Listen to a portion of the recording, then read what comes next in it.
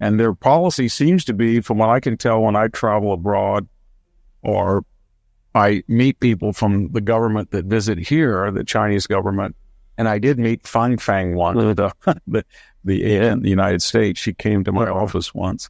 Their message is something like this, subtle, sometimes obnoxious. We are the rising power. The United States has pretty much had it. They've got problems with crime rate. They have homeless. They're awash in decadence. And we are telling you people in Asia or in Africa or in Latin America, do you want to ally with a strong power, the strong power who will be there to help you, whether it's to build your port or to protect you. In this video, Victor Davis Hanson paints a stark picture of the West's miscalculated strategy, particularly the U.S., in its dealings with authoritarian regimes like China.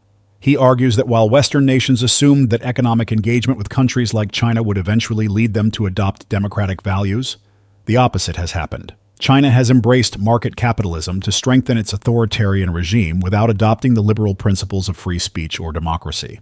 Hanson highlights the growing power of China and its strategic alliances with countries like Russia and Iran, suggesting that these countries are positioning themselves as a strong alternative to what they perceive as a weakened and declining West. He notes that China is persuasive in presenting itself as a reliable partner to other nations, using America's internal struggles, crime, political division, and cultural decadence as proof that the U.S. is no longer a strong global leader.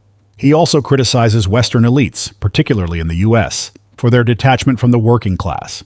Economic globalization, he argues, has enriched coastal elites in places like Silicon Valley and Hollywood, but left working-class Americans behind. This cultural and economic divide has deepened, with the elites viewing the working class with disdain, contributing to populist movements like MAGA. Hanson sees a global shift happening, where the traditional values of nationalism, family, and self-reliance are being rejected by globalist elites, in favor of open borders, environmentalism, and woke ideology. He warns that this utopian agenda is leading to societal decline, evident in falling birth rates, rising debt, and the breakdown of traditional families. Finally, Hanson comments on the manipulation of political narratives, particularly around President Biden's perceived health issues and the sudden push for Kamala Harris as a future leader. He views this as an Orwellian shift in how political elites control narratives to serve their interests, further disconnecting them from the general population. Overall, Hanson's message is one of caution. The West is in decline, both culturally and politically, while authoritarian regimes like China are rising by exploiting the West's internal divisions and weaknesses. I think all of us in the West, the English-speaking West, the European West, the westernized countries of Asia, but especially in the United States, had it all wrong. We in the 80s and 90s and early 21st century, we said, well, the more that we allow their students or their visitors to appropriate our technology, the more that we let them have asymmetrical trade advantages, the more that we kind of grin and bear it while they catch up to us and they're going to emulate us. After all, they're emulating us. And we all know that when you have free market capitalism and you create affluence and leisure, then a democracy inevitably follows, especially when they look at our culture. And no one really was saying to George H.W. Bush or George W. Bush or Bill Clinton or Barack Obama, no. They want market capitalism to strengthen the Communist Party and authoritarianism. And when they look at our culture in the West, they like our high-rises and our freeways and our hospitals and our universities, but they despise our popular culture of free speech and, modern, postmodern morality. And so they're going to kind of burrow into our society and take what they feel is compatible with communism and makes it stronger. But the United States talks a great game, but they're a society in decline. And they're even starting to say something like that to Japan, South Korea, Australia, New Zealand. We're not that bad, but if you think the United States is going to, protect you, if we start to move on you or push, take a look at what happened in 2020, or take a look at their political system, or take a look at their movies, or take a look at their downtown Los Angeles or San Francisco. And that's the argument they use. And they've been pretty persuasive. They're starting to build this axis of Iran and Russia and China, and even India seems to be ready to deal with them in a way that was unthinkable 20 years ago. I think they're the most brilliant, cunning enemy the United States and the West has ever faced. We're building back up to it about 350,000 students here. We had Confucius Institutes at all our elite colleges. And if 1% of them, and we think there was more, were actively appropriating technology or information, that's still 3,500 people, and they were taboo.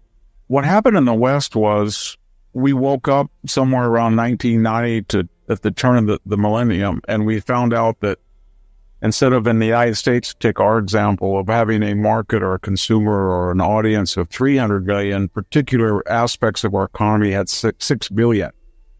And there were people on the coast where all of our Harvard, Yale, Princeton, Stanford, MIT, Caltech, Citibank, JP Morgan, Hollywood, Silicon Valley, where all the money and the tech and the universities were. And people in the media, people in law, people in insurance, but especially people in tech and services and finance and investment.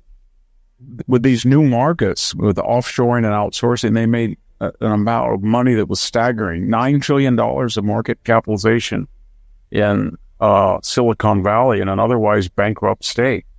But the people in the interior who were muscular, we always valued the most highly because they brought us our fuel, our food, our wood, our minerals, the muscular classes. But it was like, well, if we can get it cheaper from South America or Africa and Indonesia, we'll replace these people.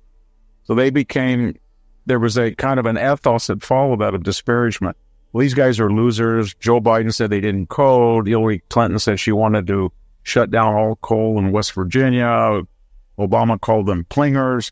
Just the other day, the new vice presidential nominee said that rural Minnesota was nothing but rocks and cows, deplorables, irredeemables. John McCain called them hobbits and crazies.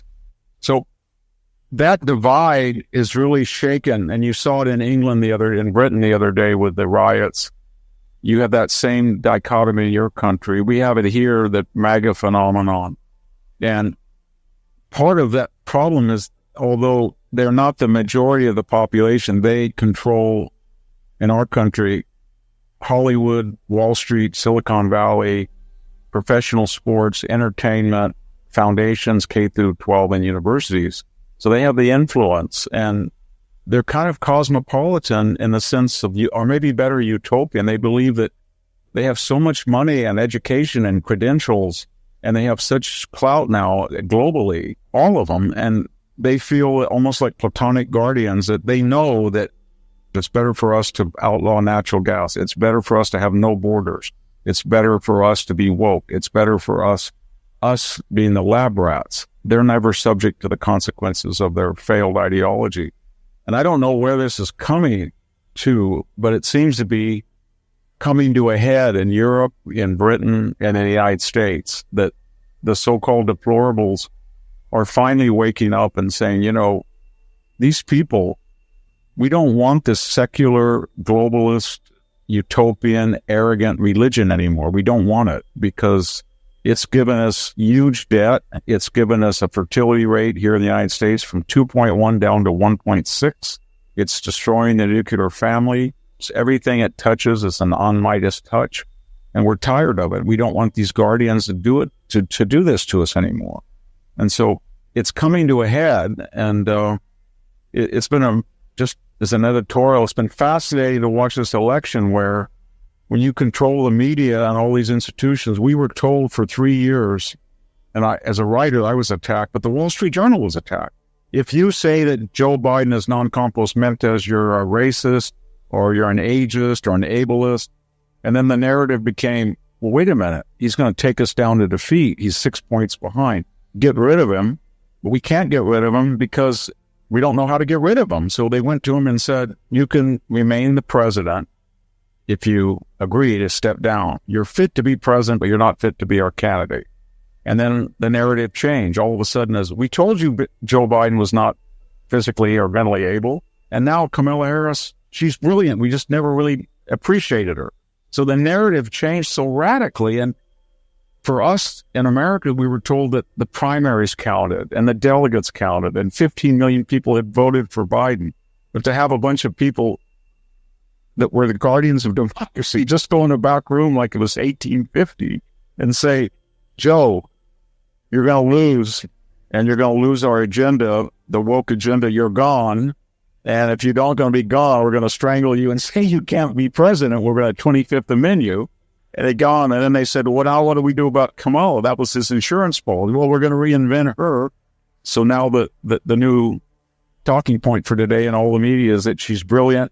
She's a woman. She's a person of color. She's dynamic. And that's where we are. It's very frightening how these narratives just, it's almost Orwellian,